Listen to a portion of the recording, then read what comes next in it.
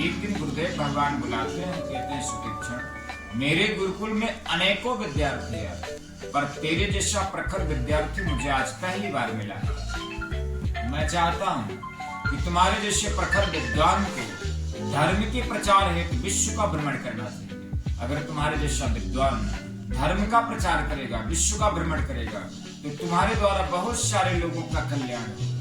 अपने गुरु के चरणों में प्रणाम करते हुए सुतीक्षण जी कहते हैं, गुरुदेव मैं आपके आज्ञा की पूर्ति अवश्य करूंगा, पर उससे पहले आपके श्री चरणों में एक छोटा सा निवेदन है। अगस्त जी कहते हैं, कहो क्या निवेदन है तुम्हारा? सुतीक्षण जी कहते हैं, गुरुदेव जब मैं घर से निकला था आपके पास आने के लिए, तो मेरे पास एक भी शब्द नहीं थे। आज जो कुछ भी मुझे प्राप्त हुआ आपके श्री चरणों से मुझे प्राप्त हुआ, इसलिए धर्म के प्रचार से पहले, विश्व भ्रमण करने से पहले मुझे आपके श्री चरणों में कुछ भेंट समर्पण करने का सौभाग्य प्राप्त होना चाहिए। गुरुदेव मेरी भी हार्दिक इच्छा है और विनती है, आपसे आग्रह है कि आप मुझसे गुरुदक्षिणा के रूप में कुछ न कुछ आप मांगे। अगस्त जी कहते हैं, सुतीक्षण तुम अभी छोटे हो, जब तुम बड़े हो जाओगे, सामर्थ्यवान हो जाओगे, योग्य हो जाओगे, तो एक दिन मैं उचित समय जानकर मैं तुमसे गुरुदक्षिणा मांग लूंगा। अभी तुम मेरे आज्ञा की पूर्ति करो। परंतु सुतीक्षण जी कहते नहीं गुरुदेव, इससे उपयुक्त समय मेरे जीवन काल में फिर दोबारा नहीं आने वाला। मेरी आपसे बार बार आग्रह है, विनती है आपसे, आप मुझसे गुरुदक्षिणा के रूप में शिक्षण कुछ न कुछ आप मांगे। जैसा कि आप लोगों को मालूम होगा कि अगस्त जी का जो गुरुकुल था वो कोई साधारण गुरुकुल नहीं था, और ना ही अगस्त जी कोई साधारण गुरु है। अगस्त जी के बारे में रामचरितमानस में बाबा गोस्वामी तुलसीदास जी संकेत करते हुए लिखते हैं कि एक बार त्रेता जुग माही, शंभु गए कुंभजरेश पाही। एक बार त्रेता काल में सत्संग की इच्छा लेकर, भगवान की कथा को सुनने की इच्छा लेकर साक्षात भगवान भोलेनाथ, माता सती, कुंभज ऋषि अर्थात अगस्त आश्रम में पधारे थे। ऐसा गुरुकुल है अगस्त जी का, जहाँ पर साक्षात भगवान भोलेनाथ सत्संग की इच्छा लेकर आया करते हैं। अगस्त जी समझ जाते हैं कि जो मेरा शिष्य है सुतीक्षण, जो इतने प्रखर बुद्धि रखता है, जो इतने तीक्ष्ण बुद्धि रखता है, ये कोई साधारण व्यक्ति नहीं हो सकता। इसलिए सुतीक्षण जी को जांचने के लिए, परखने के लिए अगस्त जी अपने दिव्य दृष्टि का आवाहन करते हैं। जैसे उन्हें दिव्य दृष्टि का ज्ञान होता है, अपनी दिव्य दृष्टि सुतीक्षण जी के हृदय पटल पर डालते हैं। जैसे हृदय पटल पर उनकी दिव्य दृष्टि पड़ती है तो अगस्त जी को बड़ा आश्चर्य होता है। वो आश्चर्य क्या था? सुतीक्षण जी के हृदय में भक्ति रूपी गंगा प्रवाहित हो रही थी, प्रेम का प्रबल वेग चल रहा था, अनुराग का समंदर उमड़ रहा था, रोम रोम से भगवत नाम का स्मरण, इतनी वेदना, इतनी तड़प, इतनी विरह ईश्वर से मिलने की हो रही थी कि उसी क्षण अगस्त जी को यह मालूम पड़ गया कि मुझसे पहले ईश्वर की प्राप्ति इसको हो जाएगी, मुझसे पहले परम ब्रह्म से इसका भेंट हो जाए। व्याकुलता में अपने नेत्रों को खोलते हैं और कहते हैं, सुतीक्षण तू मुझे गुरुदक्षिणा देना चाहता है? हाथ जोड़कर सुतीक्षण जी कहते हैं, जी गुरुदेव आप मांगे, क्या चाहते हैं आप मुझसे? अगस्त जी कहते हैं, सुतीक्षण अगर तू मुझे गुरुदक्षिणा देना ही चाहता है तो ईश्वर को मुझे दे दे, परमात्मा का दर्शन सुतीक्षण तू मुझे करा दे, यही तेरी गुरुदक्षिणा है। सुतीक्षण जी के प्रेम की परिपक्वता यहीं से स्टार्ट होती है। जगत में एक परंपरा है कि गुरु अपने शिष्य को परमात्मा तक पहुंचाते हैं, पर आज अगस्त जैसे गुरु अपने शिष्य के अंतरंग प्रेम को देखकर ये कहते हैं कि ईश्वर का दर्शन तो मुझे करा दे, यही तेरी गुरु दक्षिणा है। सुतीक्षण जी अपने गुरु के चरणों में पुनः प्रणाम करते हुए कहते हैं, गुरुदेव मैं आपको ईश्वर का दर्शन अवश्य कराऊंगा, क्योंकि हे गुरुदेव मैं आपको पहचानता हूँ, आपकी महिमा को मैं जानता हूँ। अगर आपने कहा है कि सुतीक्षण तू मुझे ईश्वर का दर्शन करा दे, इसलिए मुझे अपने आप पर यह पूर्ण भरोसा और विश्वास हो गया है कि मैं ईश्वर का दर्शन आपको करा सकता हूँ। गुरुदेव मैं आपको वचन देता हूँ कि मैं आपको ईश्वर का दर्शन अवश्य कराऊंगा। अब आप मुझे आशीर्वाद देकर विदा करें। अपने गुरु से आशीर्वाद लेकर आश्रम से बाहर आते हैं।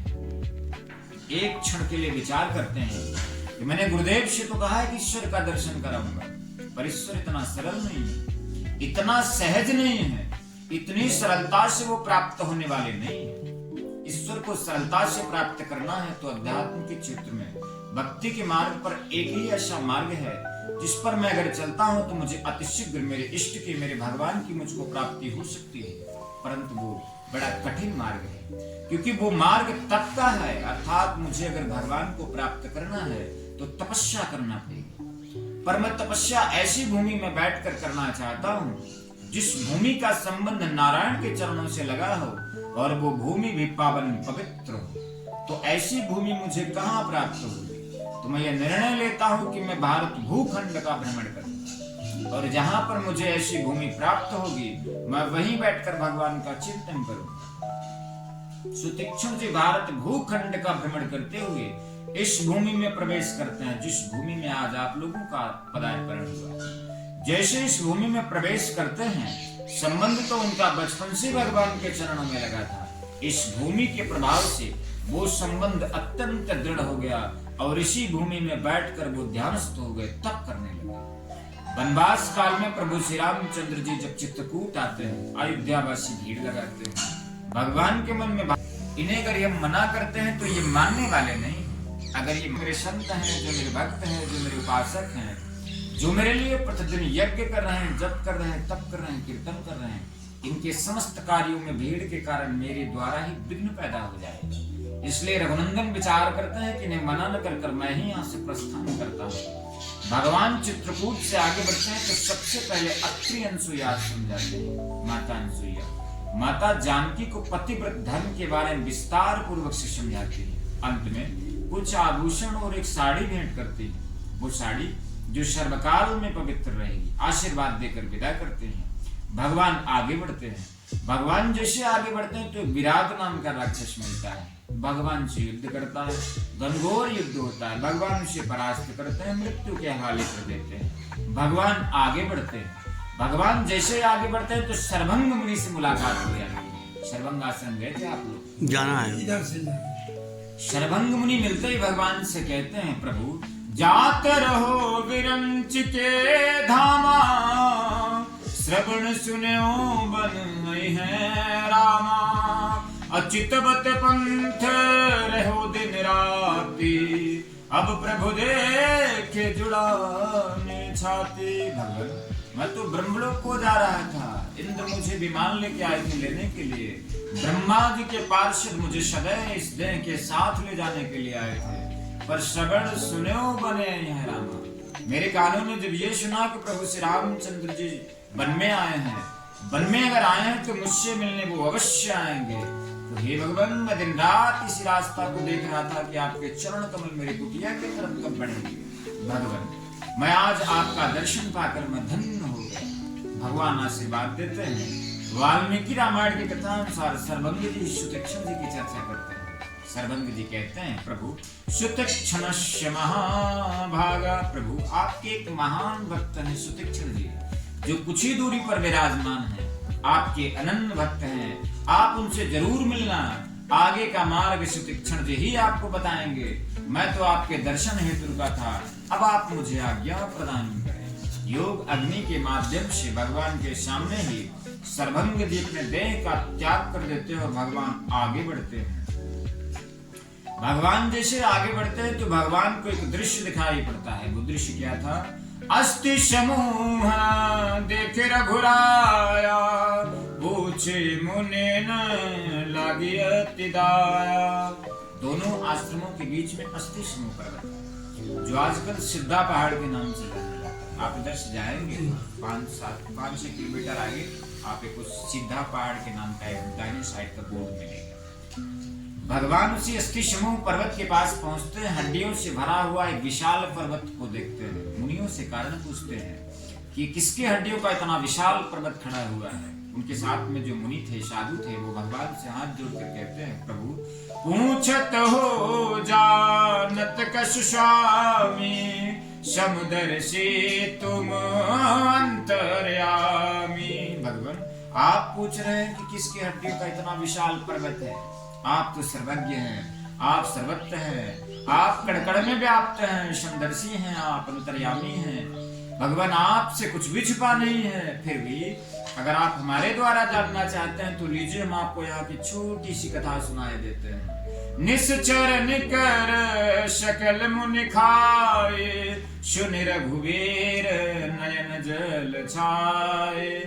हे रघुनंदन, अगर आप पूछना ही चाहते हैं तो मैं आपसे निवेदन करूं, ये कोई हड्डियां साधारण अस्थियां नहीं है, ये अस्थियां आपके ही भक्तों की, उन साधु संत महात्माओं की है जिन्हें ये दक्षिण प्रांत के निशाचर यहाँ पर आके खा के खड्डियों का विशाल पर्वत खड़ा कर दिए हैं। प्रभु श्री रामचंद्र जी इन शब्दों को जब सुनते हैं उनकी आंखों से आंसू झड़ने लगते हैं। और इसी अस्थि समूह पर्वत के सामने पहली बार भगवान श्री रामचंद्र जी क्रोधित होकर दोनों भुजा उठाकर एक भीषण प्रतिज्ञा लेते हैं। भगवान कहते हैं, और क्या कहते हैं कि निश्चरहीन करहु महि भुज उठाय प्रण केन, शकल मुनिन के आश्रम जाय जाय सुख दीन। भगवान प्रतिज्ञा लेते हुए कहते हैं कि मैं आज शिक्षण प्रतिज्ञा लेता हूँ कि मैं इस धरती से निशाचरों को हीन कर दूंगा, समाप्त कर दूंगा, समस्त आश्रमों में जाकर अपने भक्तों साधु संतों से मिलकर उन्हें सुख प्रदान करूंगा। भगवान आगे बढ़ते हैं। भगवान जैसे इस आश्रम के नजदीक पहुंचते हैं तो भगवान के मन में भाव उत्पन्न होता है कि जिस महर्षि की प्रशंसा सर्वंग जैसे मुनि ने की है, वो मेरा भक्त सुतीक्षण कोई साधारण भक्त नहीं हो सकता। इसलिए भगवान सुतीक्षण से डायरेक्ट न मिलकर एक वृक्ष की ओट से अपने भक्त सुतीक्षण जी को देखते हैं। बाबा गोस्वामी तुलसीदास जी लिखते हैं कि प्रभु देखें तरु ओट लुकाई। वो वृक्ष आज भी शास्त्र में मौजूद है, मंदिर के पीछे कुंड के पास। कथा के बाद आप सब लोग उसका दर्शन कर लेना है, प्रदक्षिणा करके प्रणाम कर लेना है। मैं उसी वृक्ष की चर्चा कर रहा हूँ। रामचरितमानस में बाबा गोस्वामी तुलसीदास जी लिखते हैं कि प्रभु देखें तरु ओट लुकाई। उसी वृक्ष की ओट में भगवान छिप करके अपने भक्त सुतीक्षण जी को देख रहे हैं। अब सुतीक्षण जी को तो ऐसी भक्ति चढ़ी है कि को मैं कहाँ पंथ नहीं सूझा, मैं कौन हूँ, मैं कहाँ से आया हूँ, मुझे कहाँ जाना है। कभी आगे जाते, कभी पीछे जाते, कभी नाचने लग जाते कि आज मेरे शिव अंग फड़कने लगता है, मुझे भगवान के दर्शन अवश्य हो जाएंगे। कभी रोने लग जाते कि मेरा जब तक साधन इतना प्रबल कहाँ है कि मुझ अभागे को दर्शन देने के लिए भगवान इस जंगल में आए। यद्यपि भगवान सुतीक्षण जी के हृदय में प्रागट्य रूप से विद्यमान है। जैसे सुतीक्षण जी की चित्तवृत्ति हृदय पर जाती है, वो ध्यानस्थ होते हैं, प्रभु श्री राम सामने खड़े हो जाते हैं, जगाते हैं, ऋषिराज अपने आंखों को खोलो, देखो आपसे मिलने के लिए कौन आया है, जिसके लिए आप इतने वर्षों से कठोर तप कर रहे हैं, वही आपसे मिलने के लिए आए हैं। कहिए आप उनसे क्या कहना चाहते हैं, मांगिए आप उनसे क्या मांगना चाहते हैं। बाबा गोस्वामी तुलसीदास जी लिखते हैं कि बहुबार जगाया भगवान ने, पर सुतीक्षण जी का ध्यान नहीं टूटा। मर्यादा पुरुषोत्तम श्री हरि नारायण ने एक मर्यादा की स्थापना की है कि उनका कोई भी भक्त साधु संत महात्मा अगर अपने आसन पर बैठकर भगवान के चिंतन में अगर वो मग्न है तो उसे स्पर्श करके नहीं जगाया जाता, उसे छुआ नहीं जाता। ये मर्यादा नारायण जी की बनाई हुई है, जिसने बनाई है उसे वो कैसे तोड़ सकते थे। इसी मर्यादा के कारण प्रभु श्री राम सुतीक्षण जी का स्पर्श नहीं कर पा रहे थे। उसी क्षण अंतर्यामी को यह ज्ञान हुआ कि अब मुझे इनके अंतःकरण में ही प्रवेश करना पड़ेगा। बाबा गोस्वामी तुलसीदास जी लिखते हैं, इस पावन भूमि में भगवान श्री रामचंद्र जी एक छोटी सी लीला करते हुए सुतीक्षण जी के हृदय में प्रकट होते हैं। बाबा लिखते हैं कि भूप रूप दहे राम दुराबा, हृदय चतुर भुज रूप। जिस राम रूप का सुतीक्षण जी अपने हृदय में छाए थे, भगवान उस राज रूप कृष्ण रूप प्रकट करते हैं। हाथ में शंख चक्र गदा पद्म मिले भगवान जैसे ही प्रकट होते हैं तो मुनिया को लाए उठा तब कैसे, विकल ही नमन फनिवर जैसे। अपने इष्ट का स्वरूप अंतःकरण से अंतर ध्यान होते ही सुतीक्षण जी ऐसे अकुलाए, ऐसे व्याकुल हुए जिसे माने कि मणिधारी सर्प की मणि गायब हो गई हो। व्याकुलता में अपने नेत्रों को खोलते और देखते हैं क्या कि आगे देखे राम तन श्यामा, सीता अनुज सहित सुख धामा। जैसे उनका नेत्र खुलता है वो देखते हैं क्या कि जिसके लिए वो इतने वर्षों से कठोर तप कर रहे थे, वही श्री सीता जी श्री लक्ष्मण जी और श्याम सुंदर विग्रह सुधाम श्री रामचंद्र जी को अपने समक्ष खड़े पाते हैं, भगवान के श्री चरणों में गिर पड़ते हैं। भगवान उठाते हैं, हृदय से लगा लेते हैं और कहते हैं सुतीक्षण मांगो, तुम क्या मांगते हो, आज मैं तुम्हें सर्वस्व देने के लिए तैयार हूँ। सुतीक्षण जी हाथ जोड़कर भगवान से कहते हैं भगवान क्षमा करना, मैंने आज दिन तक कभी किसी से कुछ मांगा नहीं, मुझे तो ये भी समझ में नहीं आता कि समझना पड़े झूठ का साचा, इस जगत में क्या सत्य है क्या असत्य है, मेरे अल्प बुद्धि में भगवान कुछ भी समझ में नहीं आता। भगवान मुझे तो समझ में नहीं आता, परंतु आप तो समदर्शी हैं, आप अंतर्यामी हैं, आपने जो मेरे जीवन में उपयुक्त समझा हो, जिस लायक हो सुतीक्षण, उसे आप प्रदान करें। भगवान इन वचनों से अत्यंत प्रभावित होते हैं और सुतीक्षण जी को अविरल भक्ति का वरदान देते हैं। भगवान कहते हैं जाइए, आपका ज्ञान, आपका वैराग्य और आपकी भक्ति ये तीनों पुष्ट हो जाएं, अमर हो जाएं सदा के लिए। इतना आशीर्वाद पाकर गदगद हो जाते हैं, अति प्रसन्न हो जाते हैं।